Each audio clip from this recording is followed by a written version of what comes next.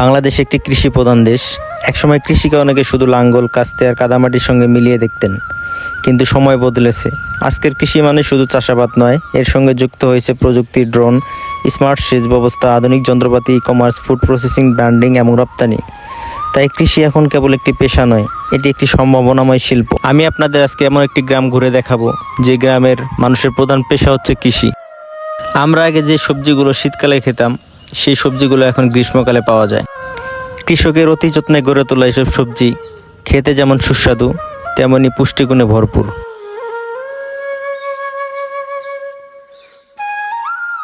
যেতে যেতে চোখে পড়লো একটি বেগুন ক্ষেত। কৃষকের অতি যত্নে গড়ে তোলা এসব বেগুন ক্ষেতে নিচে দেওয়া হয়েছে মাস্কিন পেপার, যাতে জমিতে বেগুন গাছগুলো সুরক্ষিত থাকে এবং নিচে কোনো ঘাস বা পোকামাকড় আক্রমণ করতে না পারে। এবং সাইড দিয়ে দেওয়া হয়েছে বরবটি গাছ, এটি একটি বাড়তি আয়ের মাধ্যম। এখানে প্রায় প্রতিটি বাড়িতেই 2-3টি করে গরু থাকে। পাশে দেখতে পেলাম একটু ঢেঁড়স ক্ষেত। এই ঢেঁড়স আমাদের ক্যালসিয়ামের ঘাটতি পূরণ করে এবং খেতেও অনেক সুস্বাদু। আমরা আগে যে লাউ শীতকালে খেতাম, সেই লাউ এখন গ্রীষ্মকালে পাওয়া যায়। মোবাইল ফোন এবং ইন্টারনেটের কল্যাণে কৃষকরা এখন উন্নত বিশ্বের সাথে তাল মিলিয়ে চলতে শিখে গেছে। স্মার্ট কৃষকেরা আধুনিক প্রযুক্তি, ডেটা এবং বিজ্ঞানসম্মত উপায় ব্যবহার করে কৃষিকাজ পরিচালনা করেন।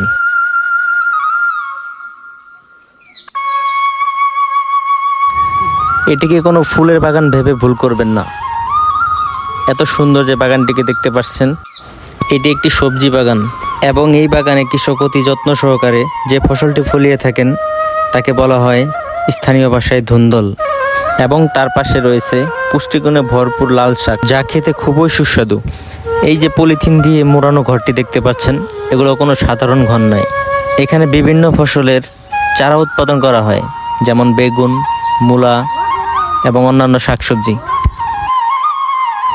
এবং সেই চারাগুলো রোপণ করা হয় খেতে, এবং সেইখান থেকে আমরা শাকসবজি পেয়ে থাকি।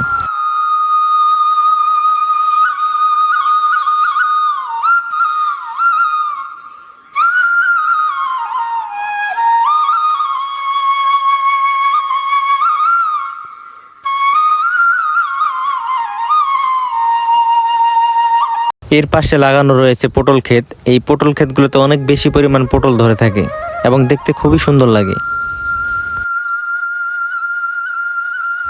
এবং তার পাশে রয়েছে একটি বড় বেগুন ক্ষেত, এবং এই ক্ষেতে অসংখ্য বেগুন ধরেছে। বেগুনে রয়েছে উচ্চমাত্রার আঁশ জাতীয় খাদ্য উপাদান, যা বদহজম দূর করে। বেগুন আরও রয়েছে ভিটামিন এ, বি, সি, শর্করা, চর্বি, আমিষ, আয়রন। এবং তার পাশে রয়েছে মরিচ ক্ষেত। এই মরিচ ক্ষেত থেকে মরিচ সারা বছর বাজারজাত করা হয়। এসব ক্ষেতের সাইড দিয়ে লাগানো থাকে পেঁপে গাছ, এবং এই পেঁপে গাছগুলোতে এত পরিমাণ পেঁপে ধরে, এগুলো কাঁচা এবং পাকা দুইভাবেই বাজারজাত করা হয়।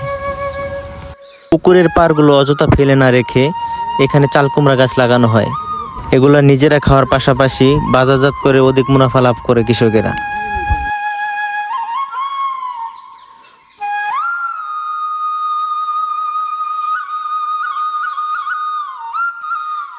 এই পুকুরে অসংখ্য প্রজাতির মাছ চাষ করা হয়, যা আমাদের আমিষের ঘাটতি পূরণ করে।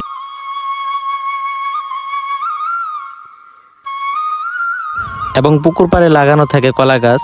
এই কলা গাছগুলোতে এত পরিমাণ কলা ধরে, যা নিজেরা খাবারের পাশাপাশি বাজারজাত করা যায়। যেতে যেতে দেখতে পেলাম একটি ছাগল আপন মনে ঘাস খাচ্ছে। এখানে উন্মুক্ত পদ্ধতিতে গরু মাঠে চড়ানো হয়। উন্নত বিশ্বের সাথে তাল মিলিয়ে বাংলাদেশের কৃষি যে অনেকটা এগিয়ে গিয়েছে, তাই এই কল্লার প্রযুক্তি দেখলে বোঝা যায়। অত্যাধুনিক পদ্ধতিতে এই প্রযুক্তি করা হয়েছে এবং এই কল্লা সারা বছর বাজারজাত করা হয়।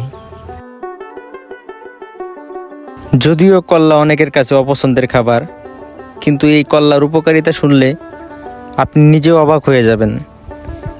কল্লা দৃষ্টিশক্তি ভালো রাখতে সহায়ক, শক্তি ও স্ট্যামিনা বাড়ায়, রক্ত পরিশোধনে সহায়ক, ত্বক ও চুলের যত্নে উপকারী, হজম শক্তি বাড়ায়, কোষ্ঠকাঠিন্য কমায়, রোগ প্রতিরোধ ক্ষমতা বাড়ায়, শ্বাসকষ্ট ও ব্রঙ্কাইটিসে উপকারী, ট্রাইগ্লিসারাইড কমায়, ভালো কোলেস্টেরল বাড়ায়।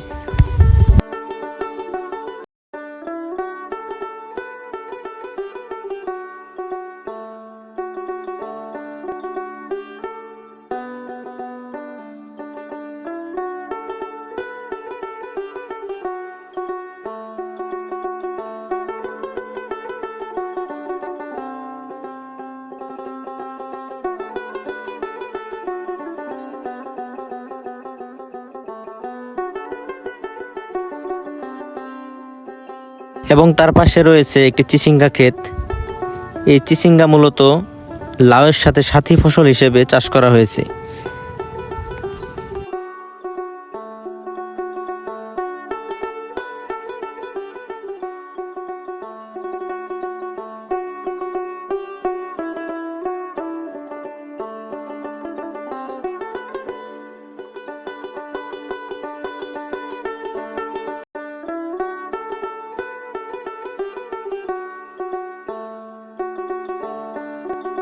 এবং এই যে বাগানটিকে দেখতে পাচ্ছেন, এটিকে কোনো গাছের বাগান ভেবে ভুল করবেন না, এটি মূলত একটি তেজপাতা বাগান। তরকারি বা মাংস রান্নায় তেজপাতা না হলে চলেই না।